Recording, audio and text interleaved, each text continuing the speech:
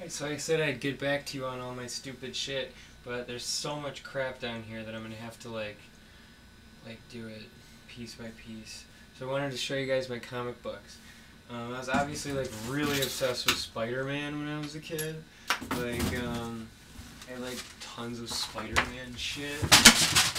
But like I have some really cool Spider-Man comics, so let me try to get this comic box out and I'll show you some of my shit. Ugh. Oh no. It's too much crap back here. I'm gonna pause the camera.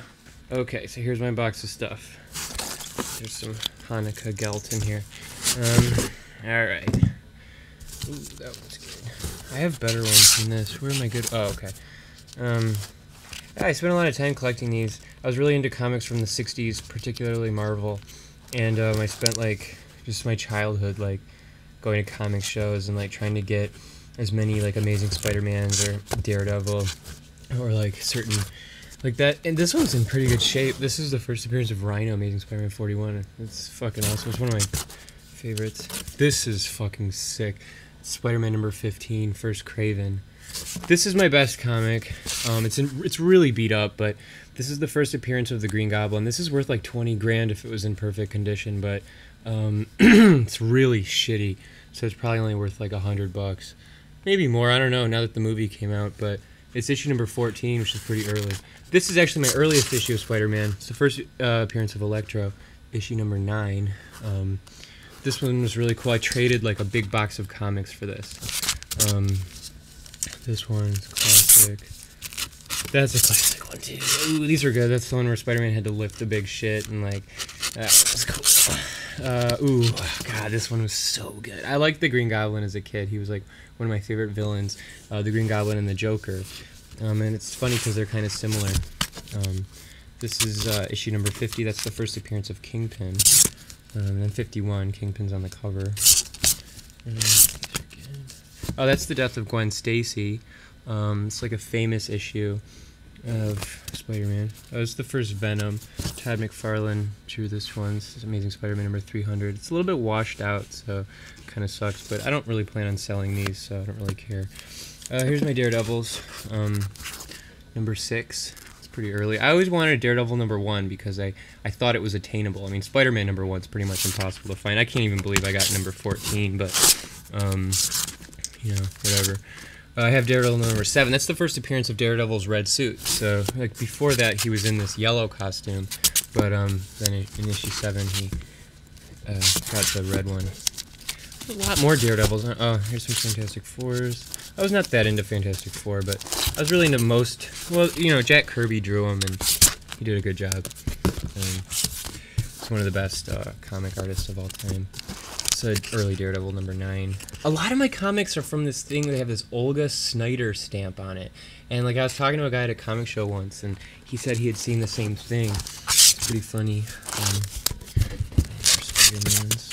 This is toward the late 60s. It was a little darker. This is John Romita Sr. drew this cover. He's one of my favorite artists. I really think that he established like a really great look for Spider-Man, like kind of dark. I think he's sort of who ushered in that whole like dark superhero anti-hero thing with like Batman and stuff, like ripped him off. This one is awesome, but I don't have the cover. I'm kind of sad about it, but it's a classic issue. This one's in good shape. Like I got it for $8 too. I can't even believe it. It's worth more than that. That was like 50. Cool shit. Ooh, this one's awesome. Number 34. They're not in order in here. Oh well. Oh, I really like this cover. That's another John Romita Sr. cover. This one was really cool. My dad and I were both really into these old comics because, like, when I was collecting comics, he was, like, remembering all the ones that he got when he was a kid, so we'd go to the comic store together. This is actually, I only collected ones that were 12 cents, but Amazing Spider-Man were decent at 15 cents just in the late 60s. But then most of the Marvel comics, once they became 15 cents, they started to suck because Stan Lee stopped writing them and whatever. That one's in really good shape. Crisis on Campus. This one's cool. I always like Craven. I always like Shocker too. He's a good villain. It's a cool one. Lizard. I always liked him. Let's see. It's an early Punisher. This one's worth a lot. I remember my aunt gave this to me for Christmas one year when I was really little. More lizard stuff. That's 15 cents. But like I said, Spider-Man was decent for about 12 issues when it was 15 cents. I have almost like the entire run of Amazing Spider-Man. Really spent a lot of fucking time collecting those.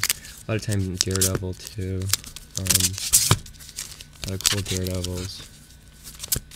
I really like Daredevil. The movie is so bad. Ben Affleck, piece of shit. I really like Tales of Suspense with Iron Man and Captain America. This was before they both had their own comic series. They were like combined into Tales of Suspense, and I was really into those. Jack Kirby drew these. Really great artist.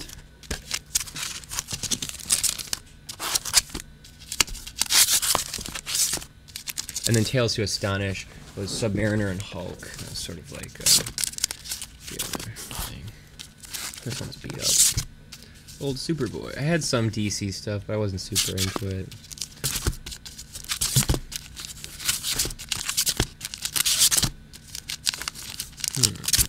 Oh, I always love Mr. Mxyzptlk, and like this was one of my like prized Superman issues.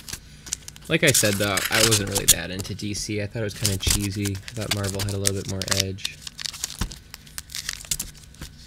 This cover though is cool. I remember the issue sucked.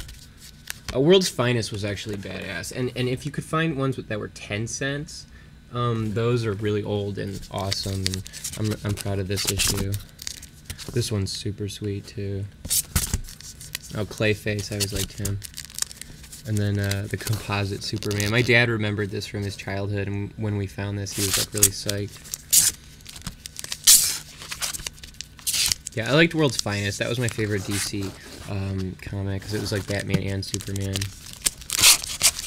some Batman stuff. Oh, this one's cool. Brave and the Bold, Batman and Green Lantern. This is awesome. I mean, this is the first. Tales of Suspense became Captain America at this. So this is really like Captain America #1, and this is worth a lot of money, and it's really great. My uncle gave this to me for Christmas, probably when I was like 6 or 7, and I've held on to it because it's really cool. I like the Flash a lot. Thor, I like Thor. I'm making a movie about Thor. Batman stuff. Detective Comics. I think. Oh, that's a 12-cent one. This one's new. Harley Quinn. I liked Harley Quinn. I like Paul Dini, who made the Batman the Animated Series. I think he was a good writer, and this comic's really cool. Let's see. And Joe Matt's Peep Show. That shit rules. Like I mentioned him in a vlog about Underground Comics. Yeah, that's my comic collection.